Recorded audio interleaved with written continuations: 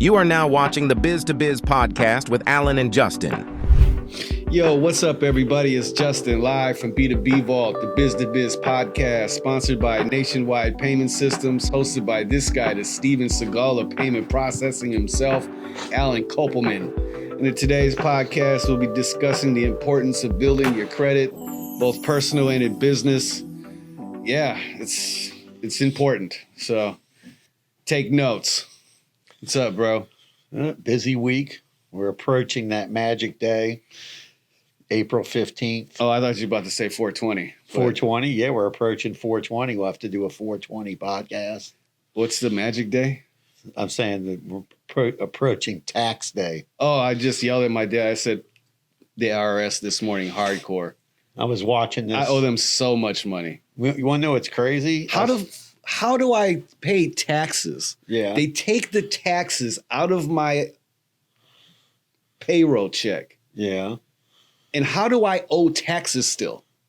Only if you didn't have No. enough deducted. I have zero. They take out the most. The max? I don't know. We have to call the payroll company and ask them about that. Because this is the second year that I owe taxes, and they're how the fudge sickles. I cannot stand the Internal Revenue Service. Well, you do have a little bit of other. It does not. No. Okay. It doesn't make sense. Okay. Well, we'll call the payroll. I want to choke the living shit out of the IRS. Sorry. I was watching an interesting clip this morning, and I've seen this movie before, Atlas Shrugged. You ever heard of that? Whatever. It's a crazy movie about taxes and what ability does the government have to just keep taking our money from us and do whatever they want with it. So I don't know. Taxes. This is an interesting podcast. Today's date is 4/11/2024. If you're paying attention, yes, timestamp. Okay. So, how are you doing? Otherwise, no, doing good. Rocky's over here bugging me for treats and scratches. Yeah, but it's an interesting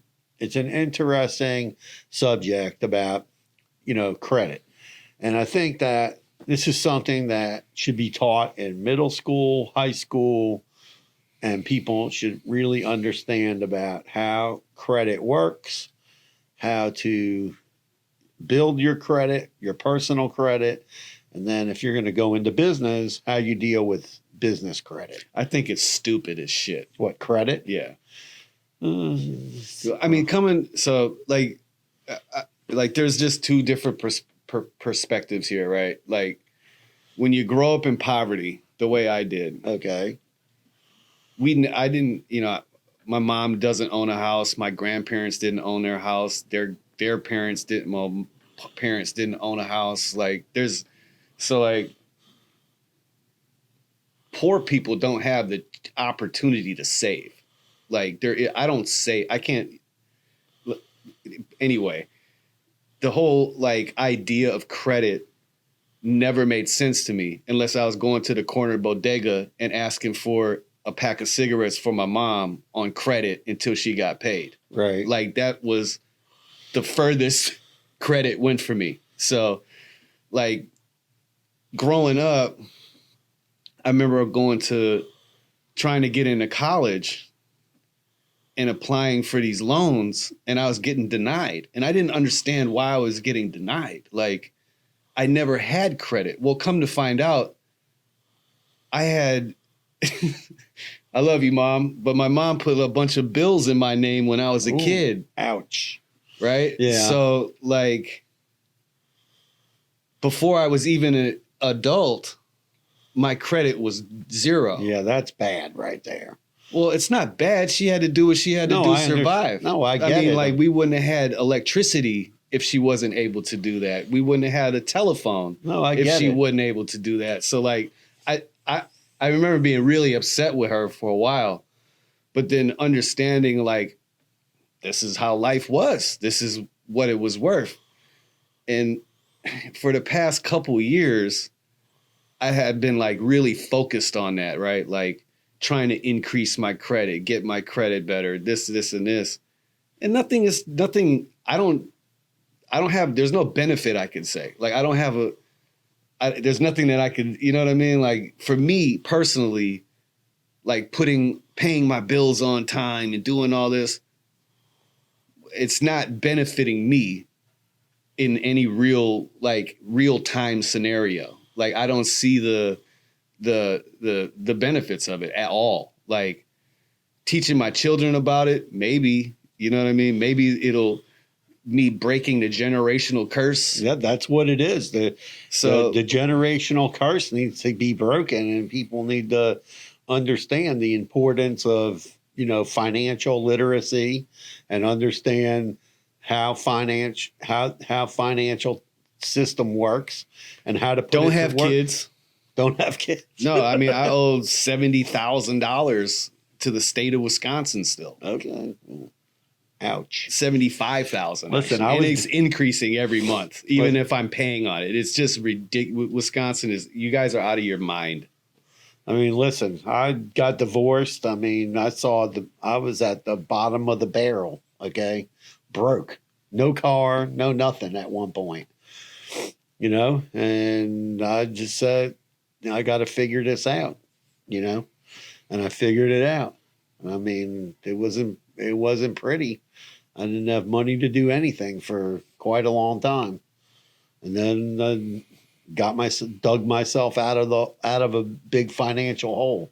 Yeah. I mean, I thought I was going to have to go bankrupt. I'm two paychecks away from, and it was filing bankruptcy for sure. And it just didn't, it didn't at the time. It just didn't make sense. I sat down with a lawyer, and he's like, "No, you can't.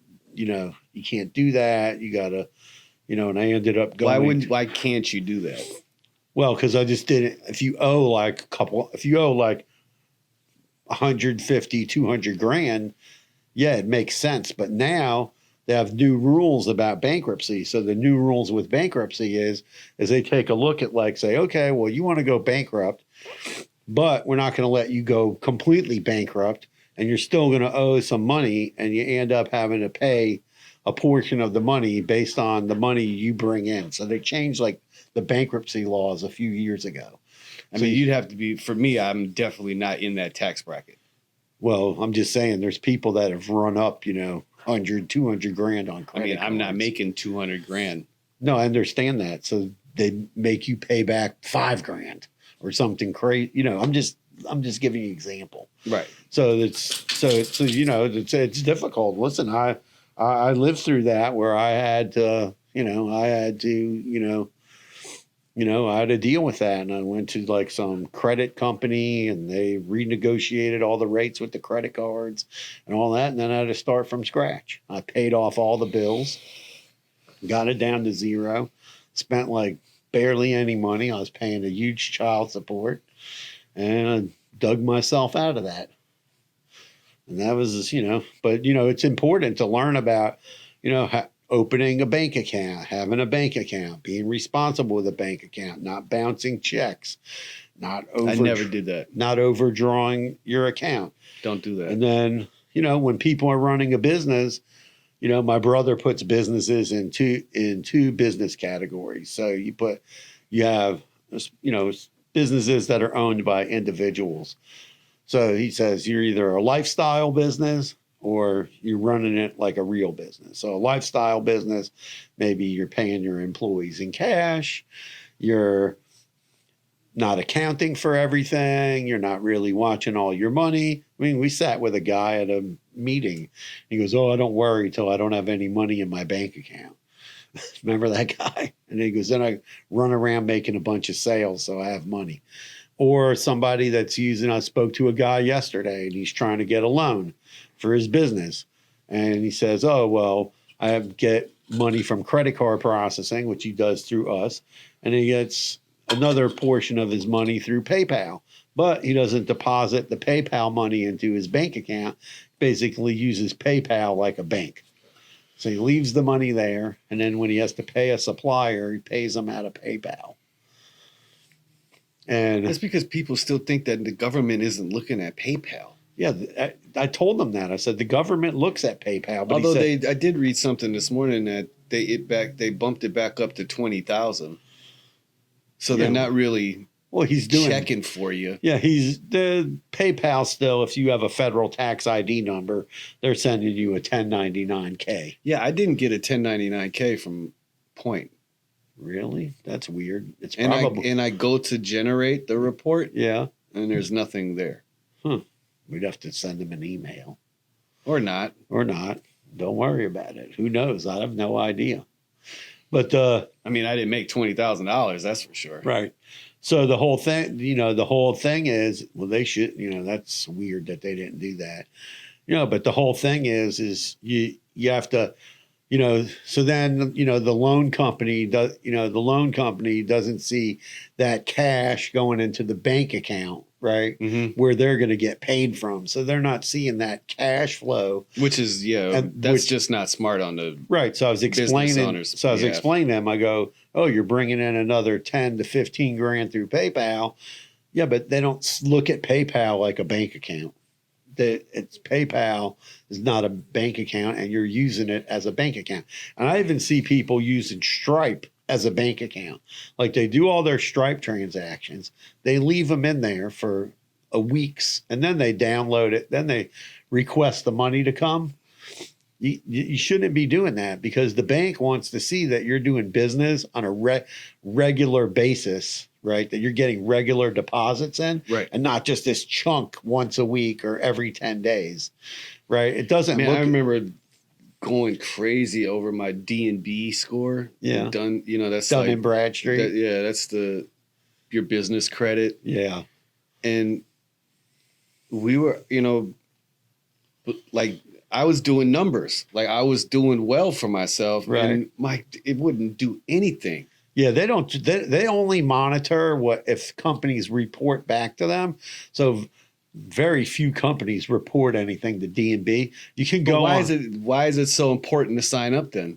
I signed up once because we had to have a D&B number to get set up as an Apple developer. There's a lot of companies that force you to do that. Yeah. There's a lot, so you have to do it. Right. So there's another way you can check your business credit. There's a site called NAV, NAV.com. You have to sign up for that too. You don't have to pay. No, you don't have to pay, but paying is better than the free version for sure.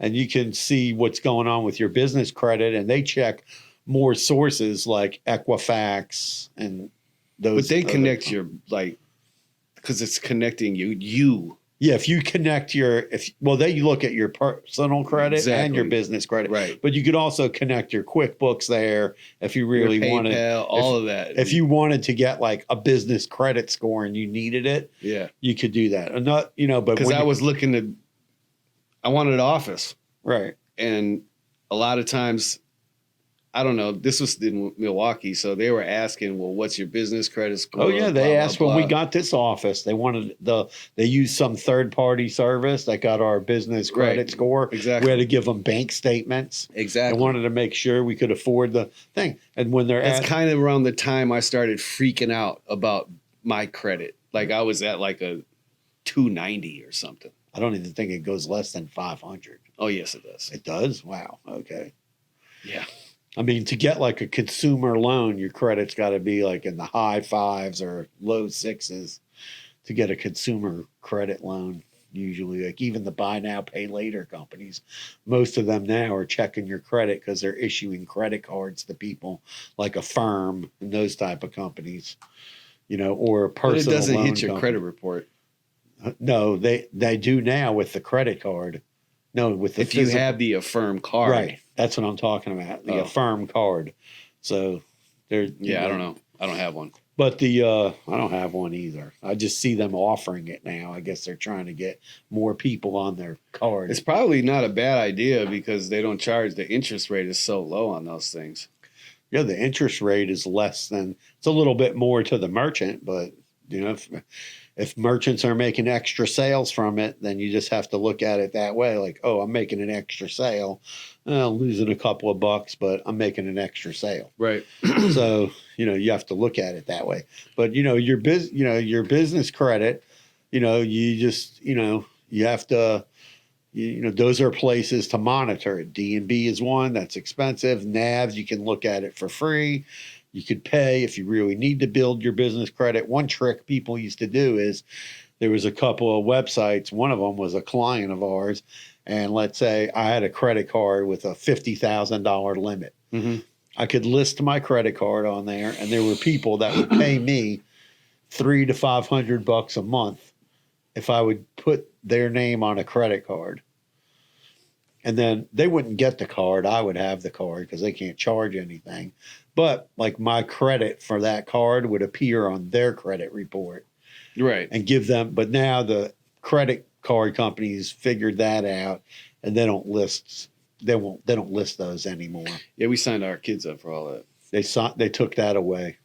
If the name matches, then they'll put it on there. But if the last name doesn't match, then they don't show that. Yeah, we put all the youngest. I tried with one of my daughters, but that didn't work. But it's also important, like if you're running a business, a lifestyle business is somebody running a business. They're just running it. They're just draining all the cash out, right? And there's no cash like in the business. That's a lifestyle business. If you're running a business and you're trying to build a cash reserve in your business, you have a cash reserve. I don't agree with that, man. What? I mean, people out here struggling. How the hell they can't keep a cash reserve? Well, to keep some money. It might How? not be. How do they keep it? How? By making I more, don't know how that is these days, bro. But I digress. Increase sales. And I'm just saying, people can do it. Okay. Increase sales. Well, Make a sale. I understand that, but I'm just saying, when you want to buy things, if you need to buy something, the other thing is it's important when you do open a business that you get a card in the name of the business under the federal tax ID, so that you're doing that. And the other thing is don't use it ever. Well, only on small purchases and pay it off before the due date. Yeah, make sure you're not getting a card that There's also no revolving balance. Right. Make sure you're getting a card for that that doesn't charge daily interest. So you put your gas on there, maybe some other small purchases, and pay it off so you can build up the balance. Because maybe one day comes, like for us, we needed to buy an ATM machine. Okay, it was, we needed 3 of them. It was 10 grand. We slapped it on a credit card. We didn't have 10 grand in the bank at the time. Right. And there was an opportunity to make that money back within 3 or 4 months. So we know, okay, it's a good risk to take. Okay, so that's why you need to have that credit card handy. Yeah. Because otherwise there would have been no way to pay for those ATMs. And then, so that's how, you have to you make baby steps and you grow that. But the other thing is bookkeeping, having QuickBooks and linking your bank account and your credit cards in there and your PayPal. Because if you're trying to get a loan and then your bank account, you got this thing going on with PayPal, and then you're not having a ton of money in your, flow in your bank account, you could show them your QuickBooks file. And then that would show a better picture of your finances of your business. And that's what people don't understand is that the bookkeeping is important when it comes to your business. It's like a big one. It's a pain in the ass thing to do. It's not a pain in the ass. It's time consuming. It's time consuming. Yeah, so you just have to learn how to do it. I spend a couple hours a month on it. Okay, spend a couple hours a month on bookkeeping stuff. And that's what you have to do. You have to schedule that as part of your time. Okay, I'm going to do that. And when you have enough money, maybe you have you get a bookkeeping service that charges you maybe $100 or $150 a month. Or QuickBooks has it through their thing, and they match up your bank statement, your physical. Watch the video on how to manage QuickBooks. It's free. QuickBooks has a YouTube channel dedicated to it. It'll take you 45 minutes, if that, and do it yourself. Yeah. I mean, you literally have an hour a week. It doesn't even take you an hour, bro. I don't know. I was never at scale where I'm doing like $100,000 a month, but that's a different story for some people. But for a small business, you have the time to manage your. Yeah, it's only going to take you. If you do it weekly, it could take you half an hour every week. Yes. If you do it once every 2 weeks, it depends. You just got to fit it into your schedule, you know? It's going to take you longer if you wait every 2 weeks. That's why I did it every week. Yeah, so you do it every week. You update the links to your bank account and your credit card and your PayPal or whatever, and you link it all in there. But it's more important when you're trying to get a loan. One of the things the loan companies look at, how many deposits are you getting into your account? Yeah. So if you're doing business every day and you're doing business with a PayPal, a Square, or a Stripe, and then you're leaving your money there and then only waiting to transfer it once a week, you shouldn't do that. You should be taking the money every day, every day, every day. So that you don't have to, so that you can show that cash flow in your bank account, because that's very, very important. Yeah, and it's all about, slowly building it up, because that's also how I would say to get out of PayPal or Stripe, because they're taking that money every time you transfer that money. Right. They're charging you your merchant processing fees, and then they're charging you a transfer fee to transfer your money. They call it a transaction fee. Right. I don't know if they call it transfer fee now, but when I was using PayPal, it's like a transaction fee. So like to put the money, they charge you like $35 just to move some money. Right. We don't That's do that. a tank of gas. Yeah. Today, I mean, we charge. Well, not today. No, I'm just saying, like, we have a gas is crazy again. Oh, jeez. Yeah. Gas is out of control. No, but every day when you have a regular merchant account, you batch out and the money goes to your bank account. So you don't have to worry about getting deposit, going online, clicking a button, sending the money. Which will make your accounting a lot easier. You won't have to deal with that. Like, yeah, I would highly suggest to get away from PayPal. I've never used Stripe or what's the other one? Square. Right. PayPal, I mean, the path of least resistance was PayPal, and that's why it's, still so popular, but it's still like they get you, especially like, someone's sending you a bank account to like a payment straight from their bank. Right. They get even more money from you. Yeah, and even when people are transferring money inside of PayPal, you're paying a fee and they're paying a fee. So, but it's all about, you want to build your credit. So you have to, having a merchant account, having a credit card, having a bank account, building up a little bit of reserve cash. So what is some advice that you would give to a kid straight out of college? He just launched his auto detailing business. What is the first thing that, to help build his credit? What should he do? Well, the first thing I would start with high schoolers. You get out of high school, the first thing you should try to do is get a credit card. I said the guy just started a business. Right. I'm saying, okay, guy just started a business. Oh, go to the bank, open a bank account, make sure you form your corporation. If you're selling something funky, get a generic name. He's an auto detailer. Okay, get a bank account, get a merchant account. Uh-huh. That's the first things that you need to do. No, I'm saying to establish, what is he going to do to build his credit? So if you have you get your credit card, purchase your supplies. How does he get a credit card if he doesn't have credit?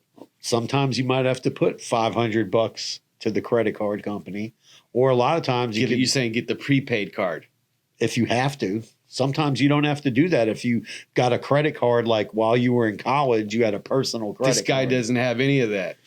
So he's totally shit out of luck. You might have to came from a shitty background. He's got no support. He's got no savings. He can't find a job in his degree. And bang, he says, you know what? I'm going to detail cars. So maybe you get a debit card from the bank. Uh-huh. Then you see if you can get a prepaid card from a bank. Maybe you have to put a couple $100 on it. And then you put some small charges on there every month. But you want to pay for your supplies using either your debit card or your credit card. And then as you get money, pay that balance down.